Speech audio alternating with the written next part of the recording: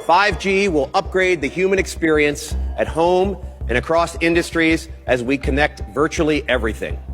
By 2020, analysts estimate that there will be more than 20 billion installed IoT devices around the world, generating massive amounts of data. With access to this kind of information, industries of all kinds will be able to reach new levels of efficiency as they add products, services, and capabilities. As you may have heard by now, telecom companies are currently scrambling to implement fifth-generation cellular network technology. Dubbed 5G, these networks will make use of millimeter-length electromagnetic waves, also dubbed extremely high-frequency or EHF radiation, to transmit information faster than ever before. 5G networks promise to deliver data 100 times faster than the existing 4G networks, and reduce latency as much as 98%. The promise of 5G was promoted by Tom Wheeler, then chair of the Federal Communications Commission, when he made a presentation on the US government's vision for the rollout of 5G in America in 2017. Yes, 5G will connect the Internet of Everything. If something can be connected, it will be connected in a 5G world. But with the predictions of hundreds of billions of microchips connected in products from pill bottles to plant waterers, you can be sure of only one thing. The biggest Internet of Things application has yet to be imagined. Here's the key. The interconnected world that we live in today is the result of decisions made a decade ago. The interconnected world of the future will be the result of decisions we must make today. And that is why 5G is a national priority. But after the initial surge of hype that surrounds any new technology, the dark reality of this new 5G-connected Internet of Things is starting to come to light. The most immediately apparent aspect of this dark reality is the danger to human health that the 5G network's ubiquitous and powerful transmitters present. As an increasing body of research shows, the harmful effects of electromagnetic radiation present in current mobile technologies will be amplified by orders of magnitude in the much more powerful and much denser, extremely high-frequency radiation network that 5G relies on. As retired U.S. government career scientist Dr. Ronald M. Powell noted in his comment to the FCC on the proposed 5G rollout, this technology must be opposed because it would greatly extend FCC's current policy of the mandatory irradiation of the public without adequate prior study of the potential health impact and assurance of safety. It would irradiate everyone, including the most vulnerable to harm from radio frequency radiation: pregnant women, unborn children, young children, teenagers, men of reproductive age, the elderly, the disabled, and the chronically ill. But another, even more neglected aspect of the 5G dark reality is that in a world where all objects are wired and constantly communicating data to one another through a 5G network, an Internet of Things, in other words, privacy and security would be next to impossible. Even the mainstream is now admitting that the unprecedented amounts of data flowing through the 5G network, from appliance usage to personal communications to transaction information, is a treasure trove that, if it were to fall into the wrong hands, would be a formidable weapon. Huawei wants to become a major player in 5G outside of China, but it's facing pressure internationally because of cybersecurity concerns dogging the company. The US is urging its allies to block Huawei from 5G projects in their countries.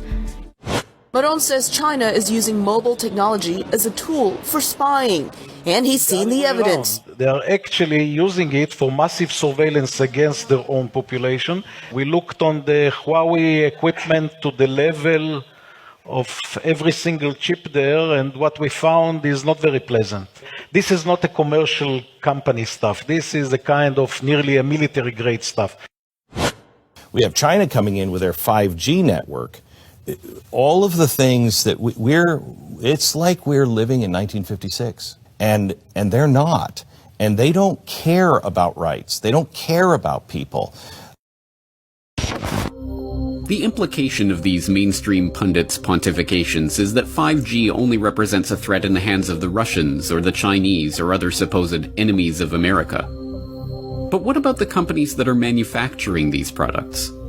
Why are the big tech giants who have so signally abused the public's misplaced trust for decades now to be trusted with creating big databases of sensitive personal information on every imaginable aspect of our daily lives? And why is the government of the US and its allies around the globe, governments that have been caught time and again illegally spying on their own populations and violently suppressing dissent, suddenly to be trusted as stewards of such a system? The truth is that the development of 5G networks and the various networked products that they will give rise to in the global smart city infrastructure represents the greatest threat to freedom in the history of humanity. This is the 5G dragnet. You're tuned into the Corbett Report. The vision of the future offered by the proponents of this next-generation cellular technology is one in which every object that you own will be a smart object, communicating data about you, your movements, and your activities in real time via the ultra-fast 5G network. From the grandiose, self-driving cars and remote surgery, to the mundane, garbage cans that let garbage trucks know when they're full, everything around us will be constantly broadcasting information through the Internet of Things if the 5G boosters get their way. But beyond the glossy sci-fi fantasy presented in the slick advertisements for this smart world of the future is a creepy and unsettling glimpse into a technological dystopia. One in which social experiences are shared by strapping VR goggles to your face, and interaction with humans is reduced as much as possible in favor of interaction with machines, gadgets, and personal assistants that are there to cater to your every whim. For a price. And, as some are only now starting to realize, the price that one pays for this world of robotic comfort and convenience is control. Control over our data, control over our security, and control over our lives. We just hooked up the Nest maybe a month ago. Abby Laguidao and Conrado Casalo wanted something to keep their family safe, so they installed Nest, a smart home security camera system. What drives me crazy is yesterday was the only day I decided to stay home. He's always here. They never said anything, ever. Yesterday, Abby was alone with her 2 kids when she started hearing voices coming from their Nest. Then they started cussing and saying, "Shut the F up, you N-word." At that point, Abby had figured out that someone had hacked into their security system. Shut the f up. She called her partner, Conrado. Somebody is in the Nest and is watching us and is talking to us right now. I think within 5 years, most people will have at least...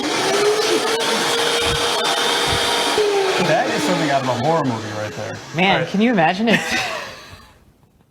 Like we knew something was going to go on? That scared...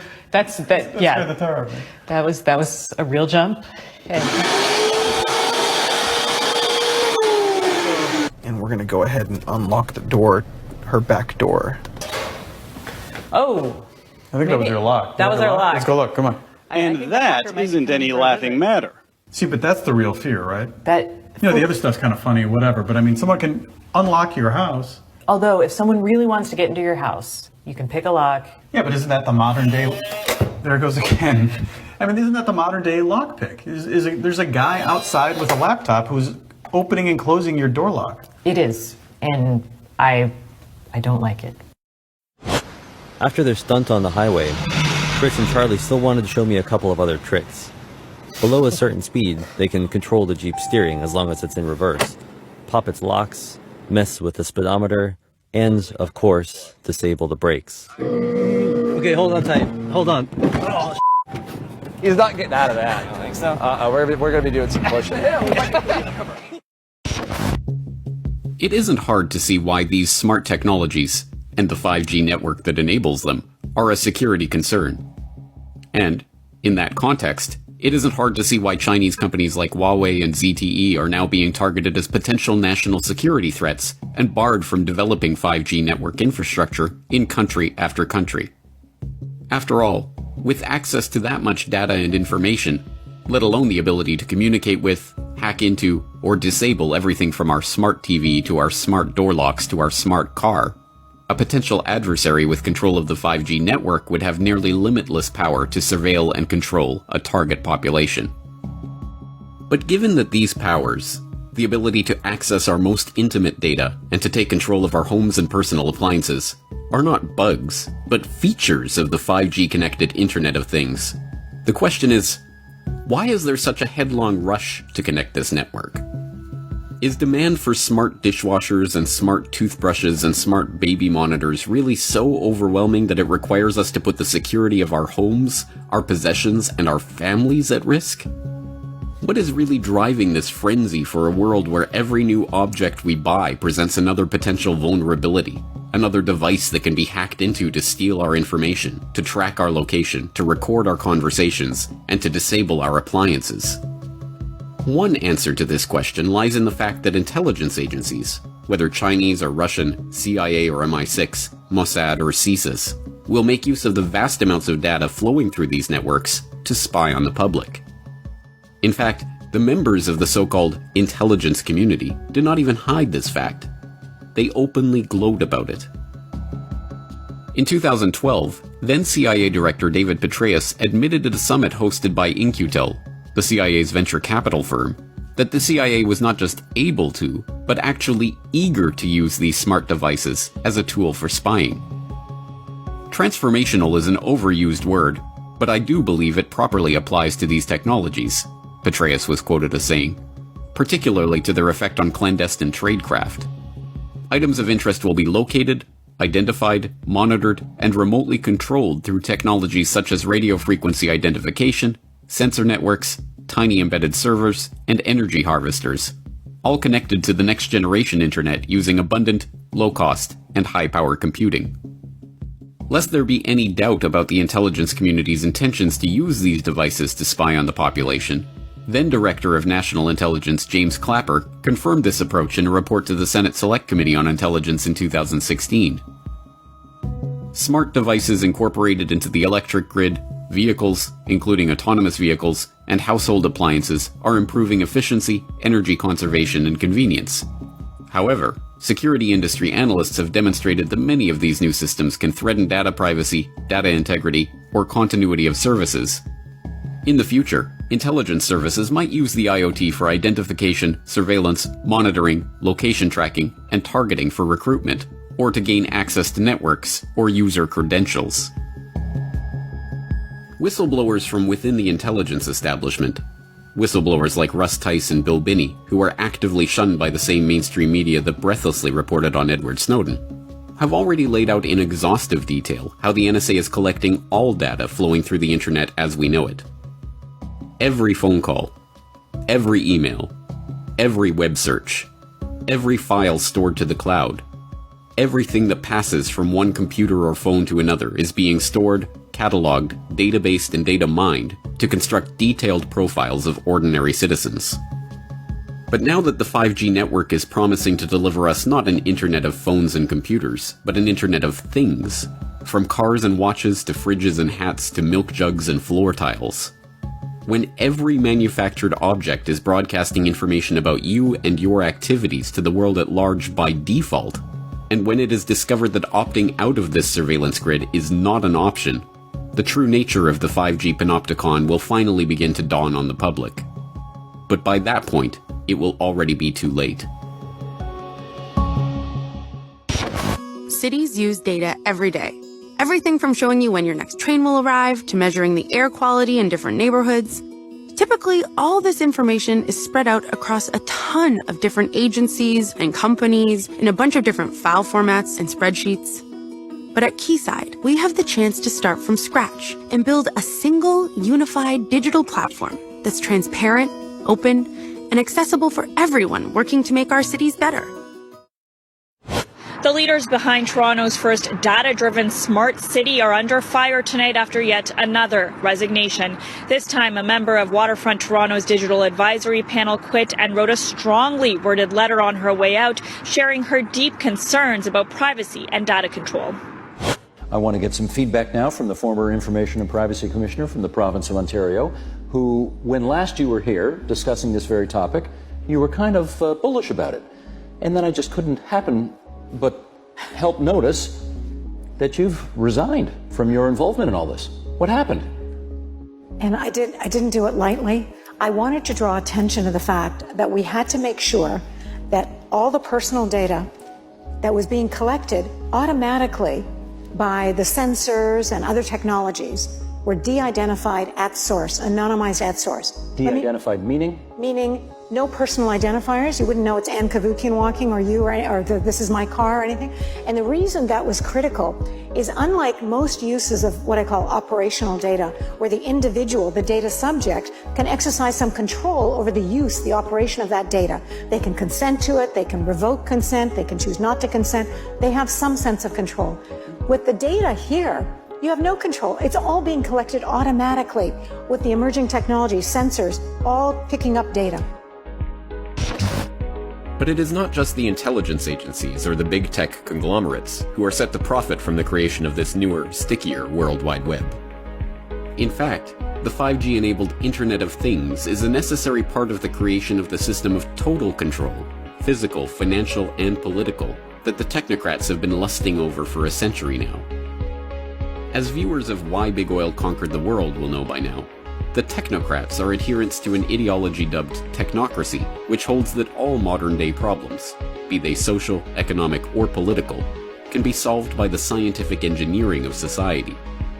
In the technocrats' vision, teams of engineers, scientists, economists, and other specialists, if given access to enough data about the world around them, could scientifically balance production and consumption such that inflation, recession, geopolitical conflict, and other sources of strife will be eliminated forever. As the co-founder of Technocracy Inc., M. King Hubbard laid out in the group's founding document, the Technocracy Study Course, the amount of data needed to bring this techno-utopian vision to reality is truly mind-boggling. In the Technocracy Study Course, Hubbard, like a good technocrat, laid out the exact conditions that would need to be met for this vision to come to pass. According to him, technocracy would require all energy usage and all consumer spending throughout the nation to be calculated and registered on a continuous and instantaneous basis, a 24/7 inventory of all production and consumption, a complete registry of all products available for sale, where they were produced, how much energy was expended in their production, and where and when they were sold, and finally, a specific registration of the consumption of each individual, plus a record and description of the individual. Hubbard's vision was not just that of a totalitarian society, in which every detail of every interaction was recorded and reported to a central authority, but, for the 1930s, the concept of continuously and instantaneously updated registries of every good in the economy was not just audacious, but borderline insane. As unimaginable as a real-time database keeping track of every transaction and every manufactured product in the economy was in the 1930s, that is exactly the world we are looking at as smart meters collect information on smart appliances connected to other smart objects through the Internet of Things. And, crucially, the sheer amount of data being generated in this smart grid and the constant real-time communication required to keep the system functioning would be impossible without the 5G network. 5G is not just a neutral mobile network. It is the backbone for a system of total surveillance which has been written about and worked toward for the better part of a century. The world of the technocrats, the world of the smart grid, and the world of constant real-time surveillance of everything would not be possible without the 5G network that is being installed right now. And, as Josh Del Sol of the Take Back Your Power movement that is organizing resistance to smart meters, 5G networks, and other harmful technologies explains, the world of the technocrats is a world where privacy is a thing of the past. So with the smart meters, they'll be able to tell exactly what's going on in your home at down to the microsecond, based upon 24/7 communication with all of your appliances, which will also in the future, if this goes through fully and if there's not a public backlash, all of your appliances will need to have a wireless transmitter on them, and they'll need to be, certified under some smart, program. So this means that not only just stepping aside from one moment to the health issue, this means that not only is your smart meter emitting on average of 13,000 microwave pulses per day, but every one of your appliances is going to be doing the same thing because it will be needed to be communicating with the smart meter itself. So that is a serious concern. We'll get into that a little bit later. But as far as the privacy issue, just diving right in. March of this year, Wired magazine, the current CIA director, David Petraeus, was quoted as saying, "We're going to use smart appliances to spy on you." And it's almost like, and he was later down in the article, and it's very just putting it out there. It's kind of like, it's getting to a point now, James, and I'm sure you're seeing this, is like, it's just getting more and more in your face. And it's kind of like this collective force of the controllers, and they're kind of saying, this is what we're going to do, and what are you going to do about it? It should be clear by this point that the vision of the technocrats is in fact a nightmare for free humanity. It must be resisted every step of the way, and the battle over the 5G network rollout will be the front lines of this battle in the next few years. Thankfully, resistance is forming as the public is increasingly becoming aware of the health risks of 5G. Over 180 scientists and doctors from 36 countries have submitted a formal appeal to the European Union, warning of the potential serious health risks of 5G. City officials in Portland, Oregon are suing the federal government to stop 5G transmitters from being installed on city property, with councilors considering asking the federal government to study the health impacts of 5G on humans and make that information publicly available. This past March, Florence City Council invoked the precautionary principle when passing a motion that halts permission for 5G installation until a proper demonstration of the technology's safety. The Russian Defense Ministry has refused to transfer frequencies for 5G operation, effectively delaying 5G rollout in the country for years. Plans to deploy a 5G network in Brussels were halted earlier this year because, according to Environment Minister Céline Frémont, the people of Brussels are not guinea pigs whose health I can sell at a profit. It is heartening to see that the health effects of the extremely high-frequency radiation emitted by 5G transmitters is finally starting to break through to the public consciousness. But if we concentrate solely on the health effects of 5G, we risk falling into a trap. If the only danger of 5G was the danger to our health, then, if the safety of the technology could be demonstrated to the public, or an equivalent less harmful technology could be deployed, then there would be no more reason to resist. To concentrate solely on the health effects of 5G is to miss the broader picture of total surveillance in the technocratic dystopia that this technology enables. In this picture, the 5G network is a platform for a system in which every action, every transaction, every interaction that we have in our daily life is monitored, databased, and analyzed in real time. The 5G dragnet is cinching like a noose around our necks. But will the public become informed of the dangers of this technology in time to stop the technocrats' vision from becoming our nightmare? Secure 5G networks will absolutely be a vital link to America's prosperity and national security in the 21st century. 5G will be as much as 100 times faster than the current 4G cellular networks. It will transform the way our citizens work, learn, communicate, and travel. It will make American farms more productive, American manufacturing more competitive, and American healthcare better and more accessible. Basically, it covers almost everything when you get right down to it. Pretty amazing. And just as 4G networks paved the way for smartphones and all of the exciting breakthroughs, they made possible so many things. This will be more secure and resilient. 5G networks will also create astonishing and really thrilling new opportunities for our people, opportunities that we've never even thought we had a possibility of looking at. We cannot allow any other country to outcompete the United States in this powerful industry of the future. We are leading by so much in so many different industries of that type, and we just can't let that happen. The race to 5G is a race America must win, and it's a race, frankly, that our great companies are now involved in. We've given them the incentive they need. It's a race that we will win.